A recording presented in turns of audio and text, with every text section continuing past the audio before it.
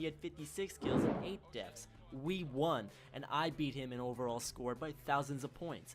SPM doesn't matter because it's infected with score from ribbons, medals, and Slim Jim double XP promotions. It simply is not a good way to judge yourself or other players.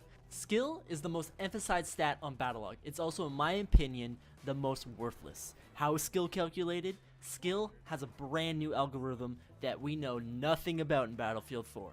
All we know is that it's very different from Battlefield 3 and is much more focused on PTFO. It's pretty pointless in a game with a server browser where you choose who to play. Don't let it bother you when you top the leaderboards, win the game, and still lose minus 17 skill. I couldn't fucking tell you why.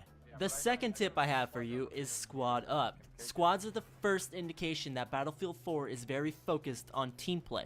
The benefits to running with a squad are astronomical. You'd be crazy not to. Not only do you gain a little extra point on the side for actions like healing, repairing, and supplying ammo, you also gain squad score for being a spawn point, reviving, and even derp following orders. Hear that? You can get extra points for just being a good teammate and not being a lone wolf. Field upgrades are another big benefit of squads and require squad related actions. If you don't know what field upgrades are, they're in your loadout. I'd call them the new perk system. The more you stick with your squad, the faster these upgrade and the better team player you are. It's important to note, if your squad is wiped, you will lose some of your progress. This third tip is probably one of the most important. It was born from Battlefield and is the #1 tip I can give you ever. PTFO. If that's foreign to you, it means play the fucking objective. It's not PTO, it's PTFO. Got it? Good.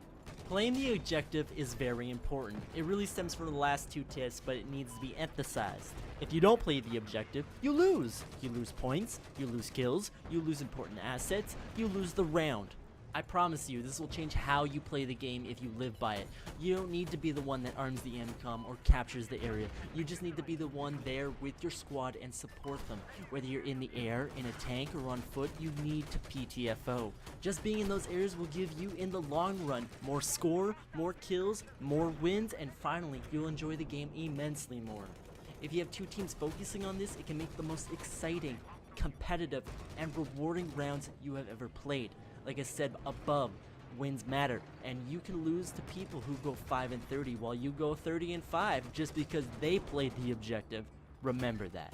My fourth and last tip isn't really a tip, but more of a general what not to do. Don't be this guy. What? Don't ever let anyone catch you being this guy. And finally, don't ever be this guy, because so help me God, I'll scream at you. Being that sniper on the top of a hill or on top of a really tall building will get you nowhere. It's not fun, not entertaining, and it doesn't help your team. You're much more effective playing with your team or squad.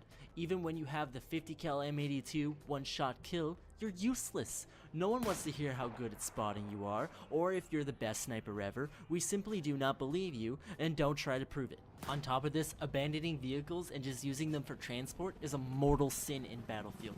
Don't use a transport helicopter to travel to the top of that building and then ditch it, with your team still in the other seats, unknowingly plummeting to their deaths. The transport vehicles and other vehicles are an important asset to your team and mobile spawn points. You're worth more flying that chopper in circles around those buildings rather than jumping out and destroying it and trying to snipe. Don't do it. Finally, rushing the objective alone is a no-no.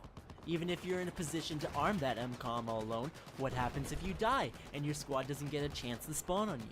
Who's gonna defend that MCOM or that flag when you're gone or possibly most likely dead? Wait for your team to back you up. Wait for a friendly armor to seal the deal. This game is about team play, and it pays off, trust me.